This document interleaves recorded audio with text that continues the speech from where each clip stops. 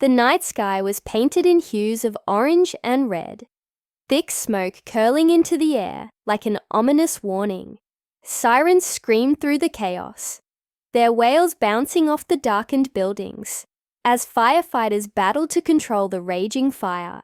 Amid the turmoil, a doctor named Daniel rushed into the crumbling house, his heart pounding against his ribs. He wasn't a firefighter. He wasn't a hero. But something deep inside him wouldn't let him stand by and watch as the inferno swallowed everything in its path. Inside, the heat was unbearable, the smoke suffocating. Daniel pressed forward, his vision blurred, his lungs burning with every breath. Then he heard it, a faint, desperate cough from beyond the flames. He followed the sound, pushing past debris and searing heat until he found her. A woman, barely conscious, her body curled up in a futile attempt to protect herself from the flames closing in. Without a second thought, he scooped her up in his arms, shielding her as best as he could while he navigated the collapsing structure. The escape was a blur. Flashes of light, hands pulling them to safety. The rush of cool air as they finally stumbled outside. The woman gasped for breath, eyes fluttering open just long enough to meet Daniel's gaze. There was gratitude in them, but also something else, something unspoken. But before either could say a word, she lost consciousness for weeks. Daniel checked in on her at the hospital, ensuring she received the best care possible. Her recovery was slow, but steady. When she finally woke, she learned his name, Dr. Daniel Carter, and she learned what he had done for her, risking his own life to pull her from the jaws of death. She had no family, no one to sit by her bedside, no one to call, but Daniel was there. He didn't have to be, but he was. And as the days passed, a bond formed between them, one built on gratitude, trust, and something neither of them could quite name. Her name was Emily. She had been living in that house alone, carrying the weight of a past she didn't talk about. Daniel didn't push. He only offered comfort, support, and the reassurance that she wasn't alone. And when she was finally strong enough to leave the hospital, he was there too, making sure she had somewhere to go, something to rebuild from. Time passed. Life moved forward. Daniel returned to his work, saving lives in the way he knew best. Emily, forever grateful, found her own way to start anew. The fire had taken everything from her, but she had survived. And sometimes that was enough. Or so she thought. 2 years later, on an ordinary afternoon, Emily received a letter. There was no return address, no indication of who had sent it. The only thing inside was a single piece of paper, the words written in a neat but unfamiliar hand. You were never supposed to survive that fire. Her heart pounded. Her hands shook. The room seemed to close in around her. Who had sent this? What did it mean? And then, the memories came flooding back. Moments she had buried. Pieces of that night she had never fully put together. The way the fire had started so suddenly. The way it had spread so quickly, as if it had been waiting for her. And the way Daniel had appeared, as if he had known she was there. For the first time in 2 years, a chilling question formed in her mind. Had that fire really been an accident? And if not, who had wanted her dead? Emily's breath came in short, uneven gasps as she read the letter again, her mind racing. The words were simple, but the meaning behind them was chilling. Someone had wanted her gone. Someone had planned it. And that meant the fire hadn't been some tragic accident. It had been deliberate. She clutched the letter, her fingers trembling. Who would do this? Why? She had no enemies. No one who would go to such extremes. Or at least, that's what she had always believed. But now, her past didn't feel as simple as she had convinced herself it was. For the first time in years, she was forced to go back, to remember, before the fire, her life had been quiet, uneventful. She had kept to herself, worked odd jobs, moved from place to place, never staying long, never letting people get too close. It wasn't that she had anything to hide. At least, that's what she had told herself. But now, as she pieced together her past, she realized something unsettling. There were gaps in her memory, in her understanding of certain events, moments that had never quite added up. She thought about the night of the fire, the way the flames had spread so fast, as if they had been fueled by something more than just bad luck. The way she had woken up coughing, trapped with no way out, and the way Daniel had been there, right when she needed him. Daniel. Her stomach twisted. He had saved her, risked his life for her. She had trusted him more than anyone, but now an uneasy doubt crept in. Had he been there by chance? Or had he known she was inside? The thought made her sick, but she couldn't ignore it. With the letter burning a hole in her hands, she made a decision. She needed answers, and the only place to start was the person who had been there that night. She found Daniel at the hospital, just as she had so many times before. He looked the same, calm, kind, with the same reassuring presence that had made her feel safe. But now, something was different. She couldn't shake the feeling that she was seeing him for the first time. Really seeing him. "Emily," he said, surprised to see her. "It's been a while. How have you been?" She hesitated. This was the man who had saved her life. The man who had checked on her, helped her heal, made sure she was okay when no one else had. But the letter's words echoed in her mind. "You were never supposed to survive that fire." "I got this," she finally said, handing him the letter. She watched his face carefully, searching for any flicker of recognition, any sign that he already knew what it said. His eyes moved over the words, his expression unreadable. Then slowly, he exhaled and folded the paper in half. "Where did you get this?" "It was in my mailbox." No name, no return address. Daniel looked up, his gaze steady. "Emily, this could be someone messing with you. A cruel joke. Or it could be real," she said, her voice barely above a whisper. What if the fire wasn't an accident?" For a long moment, he said nothing. Then finally he nodded. "I don't think it was." Her heart stopped. "What?" Daniel set the letter down, running a hand through his hair. "I never told you this, but that night, I was near your house before the fire even started."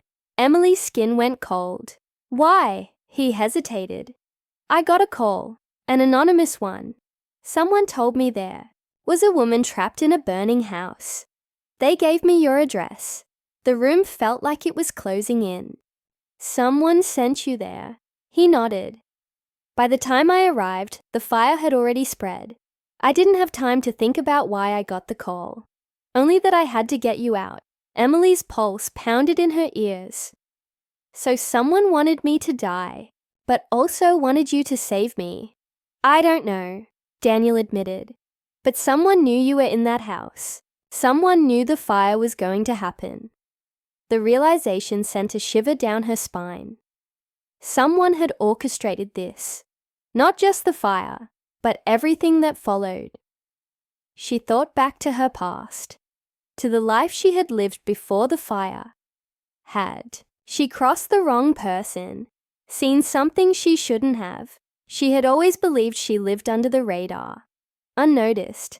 But what if she had been wrong? And then, another thought struck her. A terrifying one. If someone had tried to kill her before, what if they weren't done? She looked at Daniel, fear gripping her chest. If this wasn't an accident, then whoever did this, they might come back. Daniel's expression darkened. "Then we need to find out who they are, before it's too late." And just like that, The past she had tried so hard to escape came rushing back. The fire had been just the beginning. The real danger was still out there, and this time there might not be anyone to save her. Emily's world felt like it was tilting. For 2 years she had believed she was lucky to be alive. Now she realized it wasn't luck at all. Someone had decided her fate, played a game with her life, and she had no idea why. Daniel's words echoed in her head. Whoever did this, they might come back. She couldn't sit and wait for that to happen. She needed answers. Determined, Emily went back to the neighborhood where the fire had happened. The house was gone. Nothing but an empty lot now, overgrown with weeds. But the past still clung to the place. As she stood there, memories she had buried deep began to surface. The smell of smoke, the unbearable heat, the feeling of being trapped. And then, something else, a noise, a voice. Someone had been there that night, someone besides her. Her hands clenched into fists. She had spent so long running from her past that she had never truly questioned it.